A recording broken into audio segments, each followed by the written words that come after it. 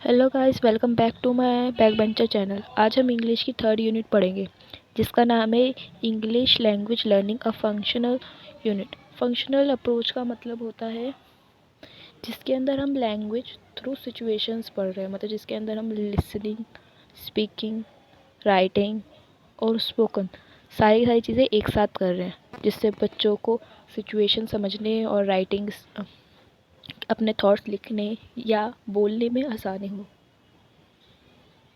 इसके अंदर कुछ अप्रोचेज़ आती है। जैसे सबसे पहली अप्रोचेज़ हमें दे रखी है स्ट्रक्चरल अप्रोच, जिसके अंदर फोकस किया जाता है ग्रामर के ऊपर और स्टेप बाय स्टेप लर्निंग के ऊपर। मतलब सबसे पहले सिंपल सेंटेंस सिखाया जाए बच्चों को, फिर धीरे धीरे करके वो कॉम्प्लेक्स में लेके जाए, मतलब इजी टू डिफ़िकल्ट। नेक्स्ट है हमारा सिचुएशन अप्रोच। सिचुएशन अप्रोच में बच्चों को सिचुएशन के हिसाब से पढ़ाया जाता है, जिसमें हमें अलग अलग सिचुएशन में किस तरीके के वर्ड्स यूज़ होंगे या डेली लाइफ में किस तरीके के वर्ड यूज़ हो रहे हैं वो पढ़ाए जाते हैं। कम्युनिकेशन अप्रोच के अंदर आता है, इसमें बच्चों की कम्युनिकेशन के ऊपर ज़्यादा फोकस करा जाता है थ्रू एक्टिविटीज़। मतलब अलग अलग एक्टिविटीज़ करवाई जाती है, जैसे रोल प्ले, एक्टिंग या डायलॉग, जिससे बच्चों की कम्युनिकेशन अच्छी हो। और इसमें ग्रामर परफेक्ट होने से ज़्यादा फ्लुएंसी के ऊपर फोकस करा जाता है। फिर नेक्स्ट टॉपिक आता है हमारा कंस्ट्रक्टिव अप्रोच।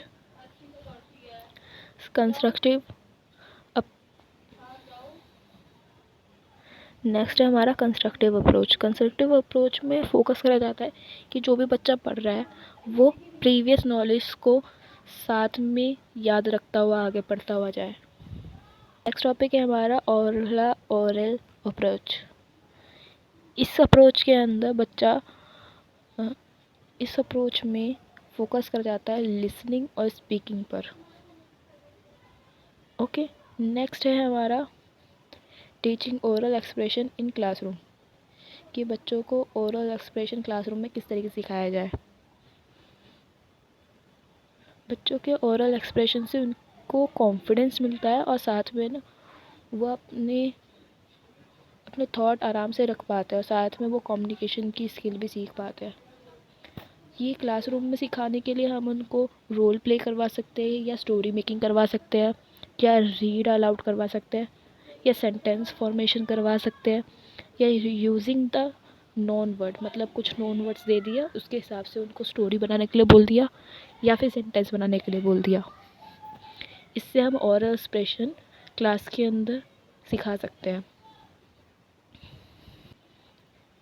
नेक्स्ट टॉपिक है हमारा टीचिंग रीडिंग कॉम्प्रिहेंशन। इसके अंदर हम ये फोकस करते हैं कि बच्चे ने जो भी रीड करा है उसको वो समझ भी पाए, कि जैसे उसने कोई पैराग्राफ पढ़ा है इंग्लिश में तो साथ में वो उसको समझ भी पाए कि उस पैराग्राफ में बोला क्या गया है।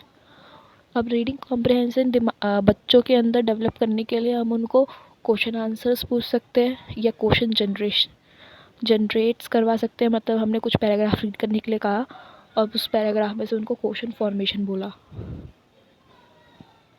या फिर हमने कोई उनको स्टोरी पढ़ने के लिए दी और उनको फिर उनकी समरी लिखने के लिए बोला, या फिर उनको प्रेडिक्शंस, मतलब आधी स्टोरी पढ़ने के बाद उनसे पूछा कि आगे क्या हो सकता है, तो ये अपने शब्दों में लिखो या समझ के बताओ क्या हो सकता है। या फिर हमने कोऑपरेटिव लर्निंग करवाई। अब नेक्स्ट है टीचिंग राइटिंग कंपोजिशंस।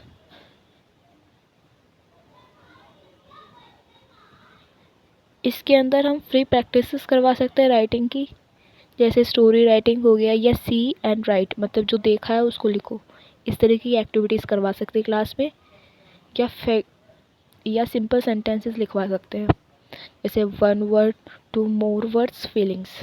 मतलब कुछ हमने फिलिंग द ब्लैंक्स दे दिया या पैराग्राफ दे दिया फिलिंग द ब्लैंक्स का, अब उसमें हमने उनको वर्ड्स भरने के लिए बोल दिया।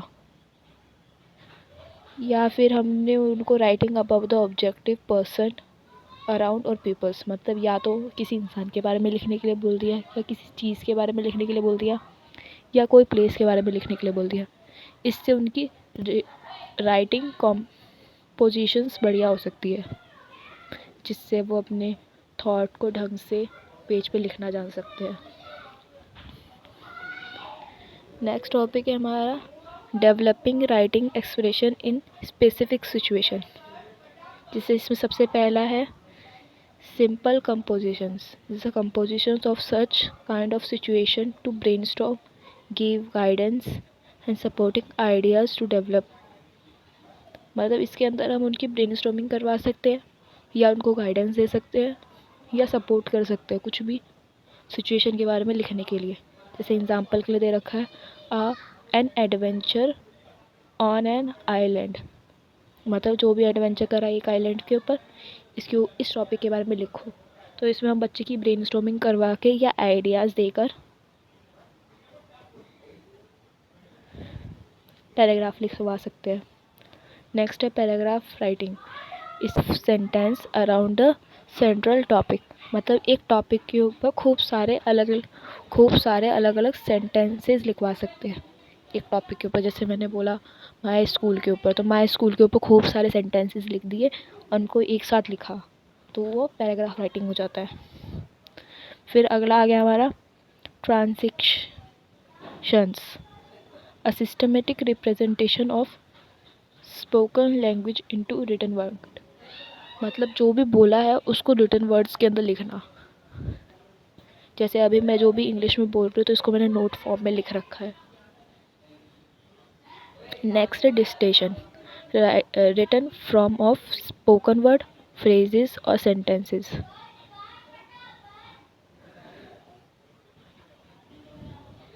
मतलब डिक्टेशन के अंदर हम उनको स्पोकन वर्ड्स कुछ बोलेंगे और बोलेंगे उनको राइट करो, या कोई सेंटेंसेस या फ्रेज बोलेंगे और उनको लिखने के लिए बोलेंगे, जिससे हम उनकी राइटिंग देख सकते हैं कि वो सही लिख रहे हैं कि गलत।